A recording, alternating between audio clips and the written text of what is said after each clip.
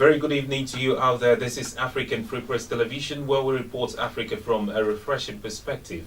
I am Leo Geta, bringing you news around Africa.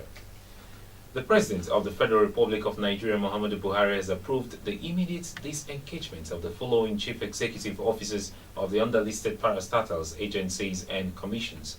He has also approved that the most senior officers in the parastatals, agencies and councils oversee the activities of the organizations pending the appointment of substantive chief executive officers.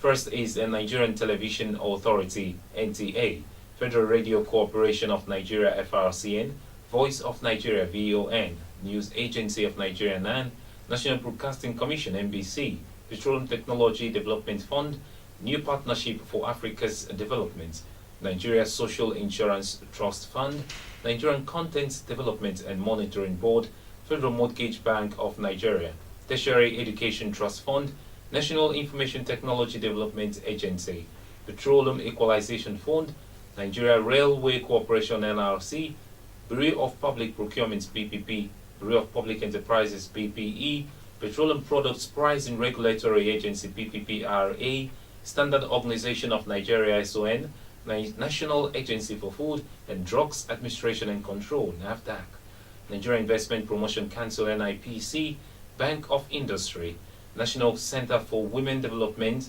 National Orientation Agency NOA, Industrial Training Fund ITF, Nigerian Export-Import Bank, National Agency for Prohibition of Trafficking Persons and Other Related Matters NAPTIP.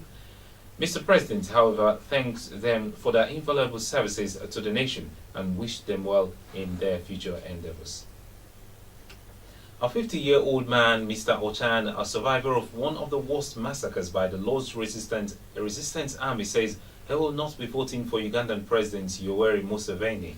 Cracks are starting to appear in Museveni's monolithic rule as he seeks another 5-year term, with Uganda's elections only days away precisely on 18th of February. Mr. Ochan blames the government for allowing the brutal 20-year-old insurgency to take hold in northern Uganda. 3/4 of Ugandans have never known another leader, and many young Ugandans believe now is the time for change. They question his record on education, health, employment, and democracy. But it is in the north that the president's bitterest legacy lingers. Since he rose to power in 1986, the people there have been unsure who they feared more, the government that committed atrocities or the LRA with its child abductors. And Somalian President Hassan Sheikh Mahmoud says Boko Haram is not only backed by the Middle East ISIL, as was discovered recently. It is also being trained by the East Africa's Mujahideen Youth Movement, popularly known as Al-Shabaab.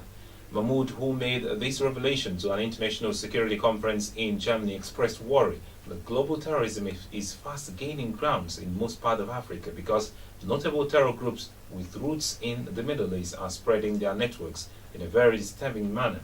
The Somali president, whose country has been stressed by political strife and corruption, said increasing attacks by the Al-Shabaab terrorists has made it difficult for the country to solve its domestic challenges. He mentioned that Al-Shabaab has become so grounded in Somalia that it has begun to offer training to low-level insurgents like Boko Haram in West Africa. According to reports monitored on Reuters, President Mahmoud said Somalia has not been able to make appreciable progress towards creating a functioning political system due to activities of Al-Shabaab. And a witness in Uganda reported that the Ugandan police on Monday arrested opposition leader Kizza Besigye and fired tear gas to disperse hundreds of his supporters in capital Kampala, in a move likely to stoke tensions ahead of Thursday's presidential election. Besigye was arrested after police asked him and his supporters to use a different route during their march into central Kampala. They wanted him to use another road which was far away from where he wanted to go. Police then started firing tear gas and arrested Besigye with 2 other opposition leaders. And 4 people who are brought before a court in Malawi's Falumbe town after they were found with the bones of an albino person have been sentenced to 4 years in prison. Nyasa Times reports that the 4 included 3 men and 1 woman. Strafford Chimenya, 45-year, Kondwani Patrick, 38, Rose Kumpama, 39, and Petro Jessemani, 33, who is Mozambican citizen. The four got nabbed some weeks ago and they were being kept at Falombe police station as they waited to appear before court to answer charges of being found in possession of human bones. Malawi 24 quoted Falombe police spokesperson Augustus Nkwazi as saying. A previous News 24 reporting dictated that the four were arrested last month following a tip-off from a businessman who was allegedly offered bones in exchange for money. They were sentenced to 4 years in prison with hard labor. And people in the Central African Republic have voted to elect a new president in a runoff contest between two former prime ministers. Final results in the poll seen as a step towards restoring peace are not expected for several weeks. The seizure of power by a mainly Muslim rebel group in 2013 led to prolonged bloodshed. Candidates Faustin Touadera and Anichet Doluguere have pledged to restore security and boost the economy. Both Mr. Touadera, portrayed by supporters as a peacemaker who can bridge the Christian-Muslim divide, and Mr. Doluguere, who has promised a break from the country's violent past, expressed hope for a high turnout. Mr. Doluguere even referenced St. Valentine's Day as he exhorted citizens to vote as an act of love for the country, Radio Central Africa reported.